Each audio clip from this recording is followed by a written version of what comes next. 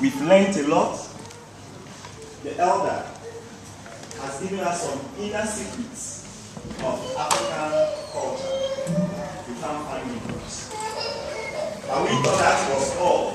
But the brother has come to give us a #1 hitting song for 2016, and that's what I'm going home with.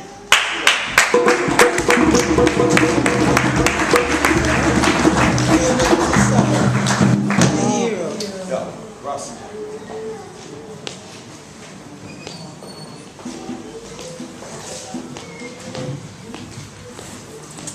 Good evening, everyone. Ethical Rastafari, I greet you in the name of the ancestors, because Brother Leon Blaze has now become an ancestor. He's now gone to the other side, which makes him more powerful. Okay? So, one of the things I want to come up here and talk about is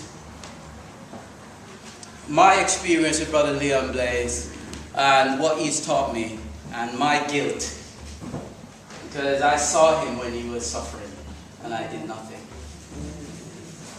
I remember him as a poet, as a singer, as a historian, and he moved me on many levels. I purchased his books, but many times I saw him and I wonder, can I do something to help this brother?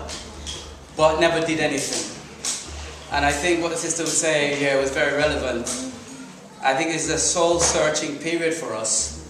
We have to start examining our souls, examining our spirit. If we say that we are gods, if we say that we are Pan-Africanist, revolutionary people, then we have to start living the truth that we say that we with our mouths. So we have to start examining the spirit. As the brother was drumming, I went into trance and I tried to communicate with the ancestor. And when I came in, I communicated with the ancestor at the shrine, and he was very much there. And the song that came into my mind is what we use in a Sara set. So bear with me, I just do a little bit for you. Shepsu Onki en Onke Gertem Perfem Heru Shepsu Onki en Onke Gertem Perfem Makeru.